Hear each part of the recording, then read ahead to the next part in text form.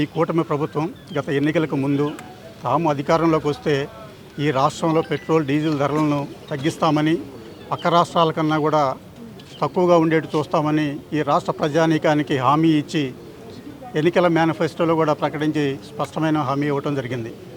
ఈ హామీని నమ్మి ప్రజలు కూడా కూటమి ప్రభుత్వానికి ఓట్లు వేసి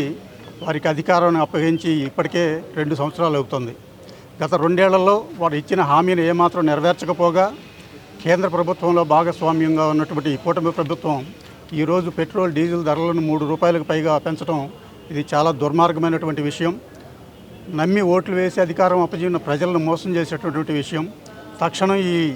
పెంచినటువంటి రేట్లను ఉపసంహరించుకొని భవిష్యత్తులో కూడా ఇచ్చిన హామీకి కట్టుబడి పెట్రోల్ డీజిల్ ధరలను పెంచకూడదని,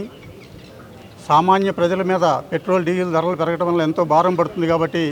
వారికి చేయూతనిస్తూ పెంచినటువంటి పెట్రోల్ డీజిల్ ధరలను వెంటనే తగ్గించాలని చెప్పి గట్టిగా ఈ ప్రభుత్వాన్ని డిమాండ్ చేస్తూ మా నాయకుడు జగన్మోహన్ రెడ్డి గారి ఆదేశాల ప్రకారం మా నాయకుడు శివకుమార్ గారి ఆధ్వర్యంలో ఈరోజు ఆర్డీఓ గారికి వినతిపత్రం సమర్పించడం జరిగింది. భవిష్యత్తులో కూడా ప్రజల